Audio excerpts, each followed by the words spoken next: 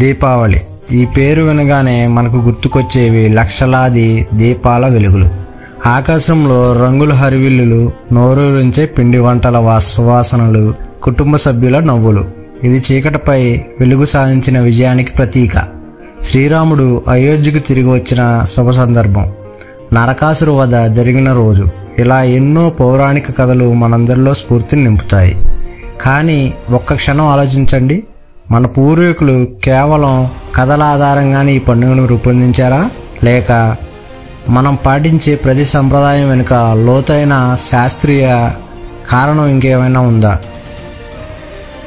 మనం దీపావళి అనే అద్భుతం వెనుక దాగి ఉన్న సైన్స్ను, మన పూర్వీకులు అపారమైన జ్ఞానాన్ని తెలుసుకుందాం. ఇల్లు శుభ్రం చేయడం దగ్గర నుండి దీపాలు వెలిగించడం, టపాసులు కాల్చడం వరకు ప్రతి ఆచారం వెనుక అసలు కారణాలను విశ్లేషిద్దాం. దీపావళి అనగానే మొదట గుర్తొచ్చేది దీపావళి సఫాయి. పండుగకు కొన్ని వారాల ముందు నుండే ఇల్లు మొత్తం శుభ్రం చేయడం మన ఆనవాయితీ. ఇది కేవలం లక్ష్మీదేవిని ఆహ్వానించడానికి మాత్రమే కాదు, దీని వెనుక ఒక అద్భుతమైన ఆరోగ్య రహస్యం ఉంది. దీపావళి వర్షాకాలం ముగిసిన వెంటనే వస్తుంది. నెలల తరబడి వర్షాల వల్ల గాలిలో తేమ పెరిగిపోయి మన ఇళ్లలోని గోడలు, మూలల్లో ఫంగస్, బ్యాక్టీరియా, బూజు వంటివి చేరతాయి. దుమ్ము, ధూళి పెరిగిపోయి శ్వాసకోశ సంబంధిత వ్యాధులకు, అలర్జీలకు కారణమవుతాయి. ఇల్లు మొత్తం కడిగి సున్నం లేదా రంగులు వేయడం ద్వారా ఈ హానికరమైన సూక్ష్మజీవులను నాశనం చేస్తాం. ఇంట్లో ఉన్న పాత పనికిరాని వస్తువులను తీసివేయడం వల్ల మానసికంగా కూడా ఒక కొత్త ఉత్తేజం వస్తుంది. సైకాలజీ ప్రకారం మన చుట్టూ ఉన్న పరిసరాలను శుభ్రంగా ఉంటే ఒత్తిడి తగ్గి మనసు ప్రశాంతంగా ఉంటుంది. సో దీపావళి శుభ్రత అనేది ఒక సంపూర్ణ ఫిజికల్ మరియు మెంటల్ హెల్త్ డ్రైవ్ లాంటిది. ఇక అసలు విషయానికి వస్తే, దీపాల పండుగల్లో దీపాల పాత్ర ఏమిటి?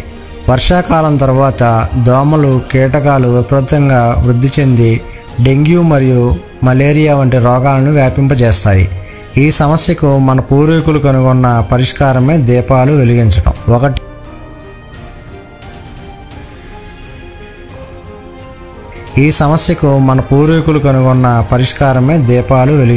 ఒకటి నూనెతో.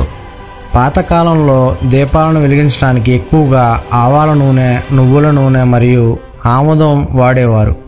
ఈ నూనెలు మండినప్పుడు వెలువడే పొగకు ఒక ప్రత్యేకమైన ఘాటు ఉంటుంది. ఈ వాసన ఒక సహజమైన క్రిమిసంహారంలా పనిచేసి దోమలను, చిన్న చిన్న పురుగులను తరిమికొడుతుంది. ఇది ఊపిరితిత్తులకు కూడా మంచిదని ఆయుర్వేదం చెబుతుంది. 2 వేడి మరియు వెలుగు. లక్షలాది దీపాలను ఒకేసారి వెలిగించినప్పుడు వాటి నుండి వెలువడే వేడి గాలిలోని హానికరమైన సూక్ష్మక్రిములను, తేమను నాశనం చేస్తుంది. ఇక ఈ దీపాల వెలుగుకు కీటకాలు ఆకర్షించబడి మంట దగ్గరికి వచ్చి నాశనమవుతాయి.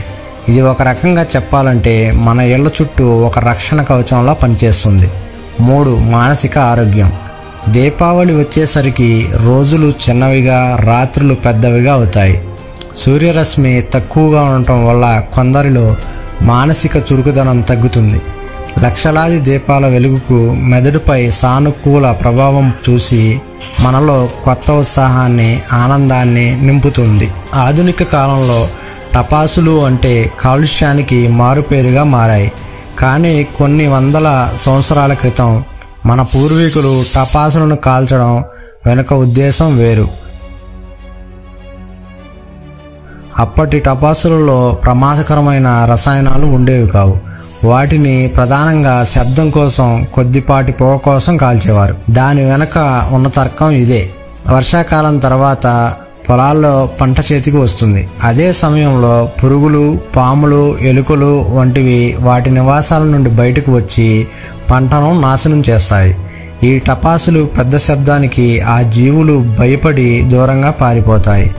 ఇక టపాసుల నుండి వచ్చే పొగలో ఉండే గంధకం ఒక మంచి ఫ్యూమిగెంట్లా పనిచేసి వాతావరణంలోని బ్యాక్టీరియాను చంపడానికి సహాయపడేది. ఇది కూడా ఒక రకమైన వాతావరణ శుద్ధి. ఆనాటి ఉద్దేశం మంచిదే అయినా నేటి రసాయనాలతో కూడిన టపాసులు మన పర్యావరణానికి, ఆరోగ్యానికి తీవ్ర నష్టం చేస్తున్నాయి. కాబట్టి ఆ సాంప్రదాయం వెనుక ఉన్న ఉద్దేశాన్ని గౌరవిస్తూ పర్యావరణ హితమైన దీపావళిని జరుపుకోవడం మనందరి బాధ్యత. చూశారుగా, ఇల్లు శుభ్రం చేసుకోవడం దగ్గర నుండి దీపాలు వెలిగించడం, టపాసులు కాల్చడం వరకు దీపావళిలో ప్రతి సంప్రదాయం వెనుక ఒక అద్భుతమైన శాస్త్రీయ, సామాజిక, ఆరోగ్య ప్రయోజనం ఉంది. ఇది కేవలం ఒక పండుగ కాదు, వర్షాకాలం తర్వాత వచ్చే ఆరోగ్య సమస్యల నుండి మనల్ని మనం శారీరకంగాను మరియు మానసికంగాను కాపాడుకోవడానికి మన పూర్వీకులు రూపొందించిన ఒక వార్షిక ఆరోగ్య కార్యక్రమం. కాబట్టి ఈ దీపావళిని కేవలం ఒక పండుగలా కాకుండా మన పూర్వీకులు అపారమైన జ్ఞానాన్ని ప్రతీకగా జరుపుకుందాం. వారి ఉద్దేశాన్ని అర్థం చేసుకుని పర్యావరణానికి హాని కలగకుండా ఈ వెలుగుల పండుగను ఆస్వాదిద్దాం. ఈ దీపావళి మీ జీవితంలో సరికొత్త వెలుగులు నింపాలని మనస్ఫూర్తిగా కోరుకుంటూ, ఈ వీడియో మీకు నచ్చితే లైక్ చేయండి, మీ స్నేహితులతో షేర్ చేసుకోండి. ఈ సైంటిఫిక్ కారణాలపై మీ అభిప్రాయాన్ని ఏమిటో కామెంట్స్లో చెప్పండి. ఇలాంటి మరిన్ని వీడియోల కోసం మన ఛానల్ని సబ్స్క్రైబ్ చేసుకోండి. Signing off Shiva.